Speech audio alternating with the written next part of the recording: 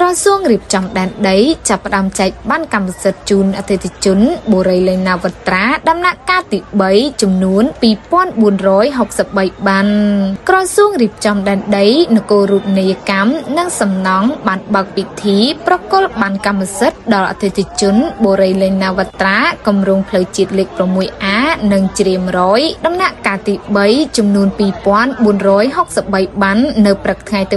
27ខែវិច្ឆិកានៅទីស្តីការក្រសួងក្រមអធិបតេយ្យភាពអាយដាមសាយសំអាលឧបនាយករដ្ឋមន្ត្រីនិងរដ្ឋមន្ត្រីក្រសួងរៀបចំដែនដីនគររូបនីយកម្មនិងសំណង់អាយដាមសាយសំអាលបានអំពាវនាវសូមអភ័យទោសចំពោះបញ្ហាដែលកើតឡើងកន្លងមកនិងបញ្ជាក់ថាក្រសួងកំពុងខិតខំដោះស្រាយឲ្យបានរហ័សនិងទូលំទូលាយដើម្បីធានាថាអតិថិជនទាំងអស់ទទួលបានសិទ្ធិកម្មសិទ្ធិពេញលេញលើផ្ទះនិងដីឡូអាយដាមបានលើកឡើងថាក្រសួងតែងតែចង់ឃើញប្រជាពលរដ្ឋមានដំបូលជ្រកមានជីវភាពសុខសាន្តនិងមានចំណូលសមរម្យអាយដាមបានផ្ដល់អនុសាសន៍ឲ្យអតិថិជនរស់នៅជាសហគមន៍ល្អដោយគិតគូរអំពីផ្លូវទឹកភ្លើងបរិស្ថានសុវត្ថិភាពនិងការដាំដើមឈើក្នុងទីកន្លែងរស់នៅក្រសួងនឹងបន្តសហការជាមួយក្រុមហ៊ុនបូរីនិងធនាគារដើម្បីធានាលំហូរសាច់ប្រាក់និងជួយឲ្យប្រជាពលរដ្ឋទទួលបានអត្រាការប្រាក់ទាប